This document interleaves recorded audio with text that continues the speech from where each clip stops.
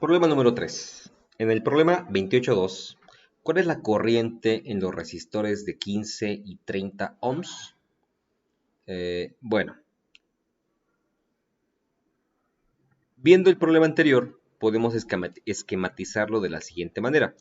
El resistor de 15 y el resistor de 30 están conectados en paralelo y se les suministra una fuente de 30 volts que alimenta el circuito. Entonces lo que hay que hacer es encontrar corriente y resistencia. Entonces aquí estoy poniendo en amarillo corriente y resistencia de la de 15 y en rojo estoy poniendo la corriente y la resistencia, perdón, corriente y voltaje de la resistencia de 30 ohms. Entonces en cada uno de estos resistores va a haber una resistencia, va a haber un voltaje y va a haber una intensidad de corriente, en todos. Entonces por eso estoy señalando aquí en amarillo van a estar la resistencia, voltaje e intensidad de corriente para el resistor de arriba y para el de abajo de manera similar. Para poder responder esto, hay que utilizar la información acerca de qué sucede en los circuitos cuando están conectados en paralelo. Entonces, como sabemos que se suman con el inverso, fue lo que hicimos en el pasado ejercicio, en el 2, donde llegamos a la conclusión de que es la resistencia total de 10, ¿sí? Eran 10 ohms, eso vimos. Vimos que la resistencia total era de 10 ohms. ¿Ok? Eso se consiguió tomando en cuenta esta ecuación. Pero ahora, si nos referimos a la corriente y al voltaje, que es lo que nos están preguntando, tenemos que fijarnos primero en la que se conserva. El voltaje es el que se conserva. El voltaje total que hay en el sistema es el mismo que hay en cada uno de los resistores. Entonces, si en el sistema hay 30 volts y la única conexión que hay es una en paralelo, entonces cada uno de estos va a tener el mismo voltaje. Entonces, el voltaje en el de 30 va a ser de 30 volts y en el de arriba también va a ser de 30 volts. No es un dato que nos pidan, pero es un dato que vamos a ocupar.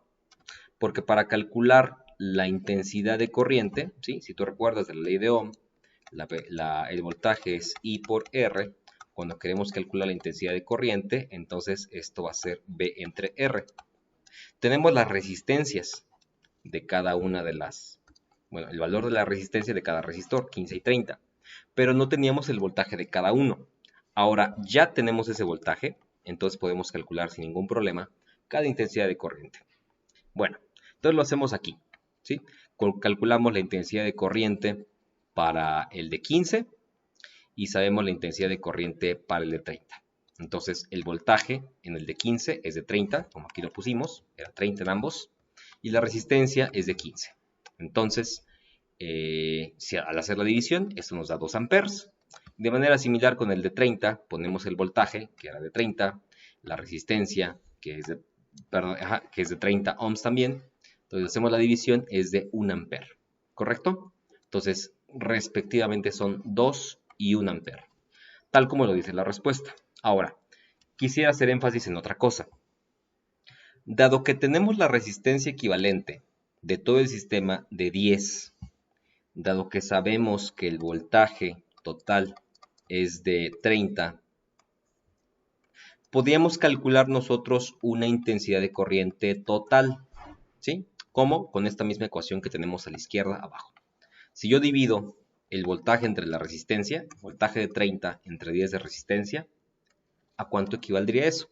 Pues equivaldría a 3 amperes. Y esto solamente es como para comprobar. Ay, no sé por qué aquí hace tantas locuras, perdón. Entonces la corriente total es de 3 amperes. Perdón, no sé por qué hace esto. Bueno, eso pasa con la corriente total.